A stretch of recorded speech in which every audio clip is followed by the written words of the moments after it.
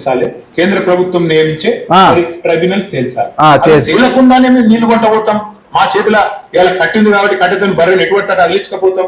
కేంద్ర ప్రభుత్వాన్ని రేవంత్ రెడ్డి జుట్టు మా చేతులు ఉంది కాబట్టి మేము ఆడిచ్చినట్టు ఆడతాం. మా కోవట్టు పరిపాలిస్తున్నాడు తెలంగాణ. గుర్తుపెట్టు, రేవంత్ రెడ్డి ఏ గోషి గాని కోవట్టు కాడు.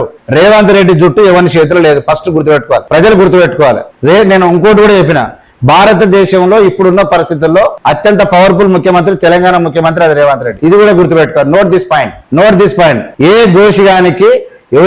గోషిగానికి కూడా లొంగుబాటు లేదు. రేవంత్ రెడ్డికి చంద్రబాబు నాయుడు గురువు అయి ఉండొచ్చు, అది రాజకీయాల్లో సీనియారిటీ ఉన్నటువంటి ఒక మర్యాద ఇచ్చిపుచ్చుకోవడానికి. కానీ తెలంగాణ ప్రజల యొక్క హక్కులను చంద్రబాబు నాయుడు కట్టబెట్టిన పిచ్చోడు గాడు. కావాలంటే చంద్రబాబు నాయుడు హక్కులు తీసుకొచ్చి మన తానే పెట్టినటువంటి రకమే జాదా హుషారే మన సీఎం. ఎవరు పరిశాన్ కావద్దు.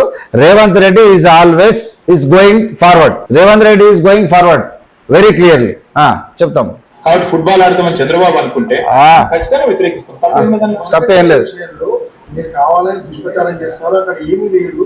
అనవసరంగా ఇది ఏమీ లేదు. మాకు గొడవ ఆంధ్ర ప్రజలతో ఎంత మాత్రం లేదు.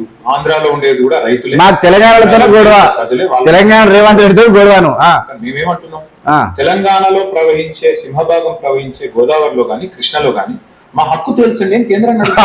అరే మళ్ళీ అనగరం ఆయన ట్రైనింగ్ అనేది చేయదు. ఈ హరీష్ రావు కూడా ఏం లేదు, ఈయన ట్రైనింగ్ ఇచ్చారా పంపండి, మీ ఇజ్జత్ పోతుంది.